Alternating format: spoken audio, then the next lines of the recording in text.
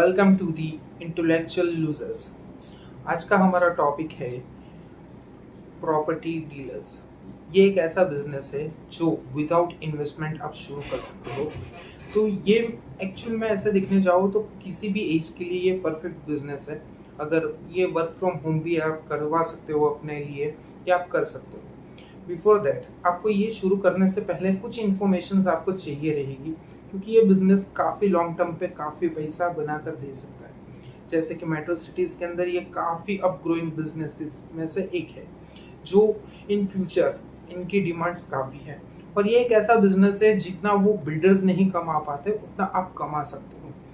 लेकिन ये एक सोच का थोड़ा डिफरेंशिएशन है कि लोग ऐसा सोचते हैं कि मैं ब्रोकर हूँ या डीलर हूँ या एजेंट हूँ, वो लोगों की रिस्पेक्ट में नहीं आता है। मगर ये एक चीज़ आप समझ सकते हो कि आप इनको वर्डिंग्स में चेंज करवा कर आप डीलर कर सकते हो।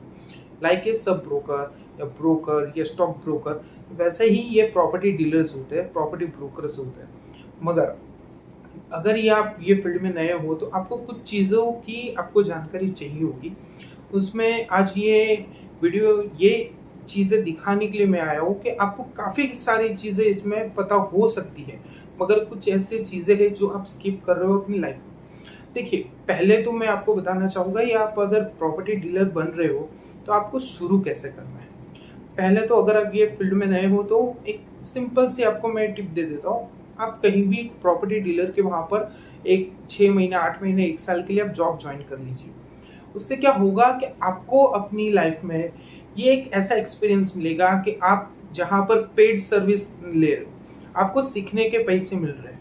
ये पैसा आप अपने लिए यूज़ कर सकते हो फॉर योर होम रनिंग, और आप ये चीज़ें सीखते सीखते आप पैसा भी कमा रहे हो और कॉन्टेक्ट भी बना रहे हो। ये फील्ड के अंदर आपके लिए पैसा इंपॉर्टेंट नहीं है, यहाँ पर कॉन्टेक्ट सबसे इंपॉर्टेंट चीज़ है। कॉन्टेक्ट्स ये चीज़ों में इतना इम्पोर्टेंट है कि अगर आपके कॉन्टेक्ट्स सबसे अच्छे हो चुके तो आपको ये फील्ड में कोई पीछे नहीं रख सकता। आप राजा बनकर रह सकते हो। फर्स्ट ऑफ ऑल आपने जॉब ज्वाइन कर ली, जो भी सैलरी वो ऑफर कर रहा है हाँ बोल दीजिए। अच्छे डीलर्स के वहाँ पर जो भी सैलरी, अगर बिना सैलरी भी आपको बोल रहा है ज्वाइन कर लीजिए।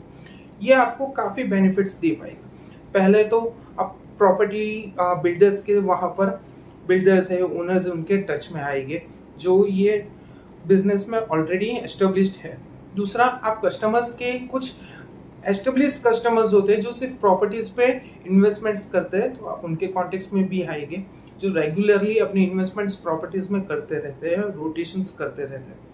देन आफ्टर आप जैसे ही ज्वाइन करोगे तो आपको वहाँ पर से लीड्स मिलना शुरू होगी। फर्स्ट ऑफ ऑल आप उनको लीड्स देते जाइए, आप वो लीड्स अपने लिए यूज मत कीजिए। कुछ टाइम जाने के बाद when you create your own leads, तो डायरेक्टली आप वो जहाँ पर जॉब कर रहे हो उनको बोल दीजिए कि मैं अपनी लीड्स लेके आ रहा हूँ, मेरा कमीशन क्या रहे। वो किस तरीके से डील कर रहे हैं वो आप देखकर कुछ सीखिए। वो जैसे ही आप सीखना शुरू करोगे या आपने जॉब करना शुरू कर दिया तो वैसे वैसे आप में एक इम्प्रूवमेंट आता जाएगा, आपके लीड्स, आपके कॉन्टेक्ट्स इंक्रीमेंट होते जाएंगे, और उस हिसाब से आपको मार्केट के हिसाब में पता चलने लगेगा कि किस तरीके से ये काम होता है। First of all property deals कैसे होती है, जैसे कि 1 करोड़ के ऊपर की कोई भी प्रॉपर्टी आप डील करवाते हो तो 1% from the builder, 1% from the customer, मतलब आप मीडिएटर हो, दोनों साइड से 1% का आपको कमीशन मिलेगा, और वेरिएबल रहता है। मिनिमम 1% मार्केट में चल रहा है। मतलब आपने 1 करोड़ रुपए की प्रॉपर्टी डील करवाई है तो आपको एग्जाम्पल ऐसा मिल जाएगा कि 1 लाख रुपए आपको बिल्डर दे रहा है और 1 लाख रुपए कस्टमर दे रहा है। ये आपका एक प्रॉफिट मार्जिन है विदाउट इन्वेस्टमेंट। मगर 1 करोड़ की प्रॉपर्टी डीलिंग के लिए आपको पहले 10 लाख 20 लाख 30 लाख वाली 10-12 डीलिंग्स करवानी ही रहेगी। पेपर वर्क कैसे होते हैं ये सब आपको सीखना होगा। ये एक सबसे टफ टास्क है। ये पेपर वर्क, पेपर बराबर है या नहीं, हर चीज़ आपको देखनी रहेगी। दूसरी, जैसे ही आपने ये सब देख लिया तो आप अपनी एक कॉन्टेक्ट लिस्ट रेडी कीजिए कि कौन इन्वेस्टर्स है। बाइफरगेट कीजिए कि ये इन्वेस्टर है, ये वन टाइम बायर है, क्योंकि अंदर कोई कोई ऐसे लोग होते हैं जो वन टाइम होम लेकर छोड़ देते हैं, या एक बार घर लिया बाद में छोड़ दिया। वो कस्टमर्स पे भी आप ध्यान दे सकते हो।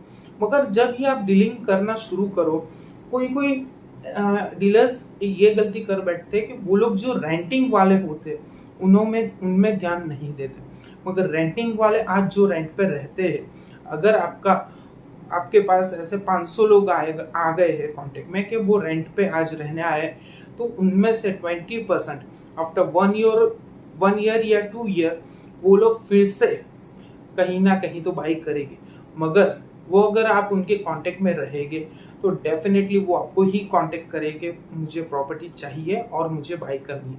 ये एक लॉन्ग टर्म विजन है।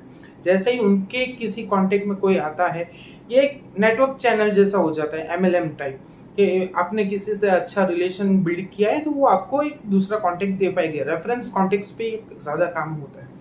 तो आप अगर रेंटिंग वालों पे भी ध्यान दे रहे हो तो इन फ्यूचर वो आपके 1% कस्टमर है, आपको 1% आपको दे पाएंगे।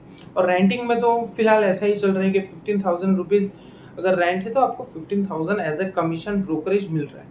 अगर आपके पास प्रॉपर्टी नहीं है रेंट की, then find a local broker जिनके पास ऑलरेडी प्रॉपर्टीज है और आपके कस्टमर्स आपके पास है, या तो आपके पास प्रॉपर्टीज है तो लोकल ब्रोकर से आप बात करके कस्टमर्स वो लेके आएगा। 50-50 हो सकता है, मतलब एक आपकी रनिंग साइकिल चालू हो सकती है। For that you have to run for different properties, और कहीं ना कहीं आपको हर दिन में 5 जगह या 10 जगह आपको विजिट करना रहेगा। ये सब सिंपल सा एक कॉन्सेप्ट है, मगर इससे बेहतर चीज आ गई है।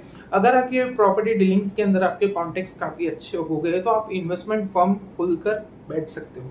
इन्वेस्टमेंट फर्म्स में क्या रहेगा कि लोगों को जहां पर इन्वेस्टमेंट सिर्फ प्रॉपर्टीज में करते हैं, काफी लोग होते हैं जो सिर्फ प्रॉपर्टीज में डील करते हैं, नए बिल्डर्स के वहां पर डील करते हैं, राइट। अगर आपका ऐसा समझ लीजिए कि आपने कोई 50 करोड़ रुपए के आपने 50 घर बिकवा दिए 1-1 करोड़ के, तो आपका कमीशन क्या रहेगा?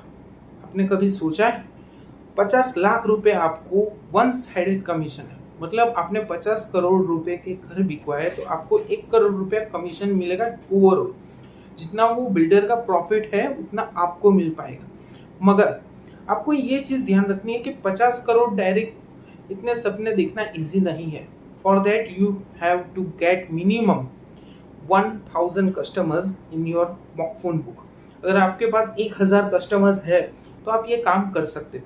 For that you have to give you almost 1000 days. रोज का एक कस्टमर का रोज का एक टारगेट रहना चाहिए। मैं एक इन्वेस्टर को मिलूंगा या तो एक कस्टमर को डेली मिलूंगा, और ये रेंटिंग वाला आप साइड में चला सकते हो अपनी रेगुलर इनकम के लिए, और साथ में ये प्रॉपर्टी डील्स भी करवा सकते हो इन फ्यूचर। बाद में जब आपको इसमें एक और चीज होती है, जब लैंड्स की आप डीलिंग करवाते हो तो अंदर और भी अच्छा होता है, क्योंकि आपके पास अगर कोई लैंड है तो वो डायरेक्टली आप डील कर सकते हो बिल्डर्स से, और बिल्डर्स के पेमेंट्स ऑलमोस्ट 15 टू 1 मंथ के अंदर खत्म हो जाते हैं। तो you will get your commission asset.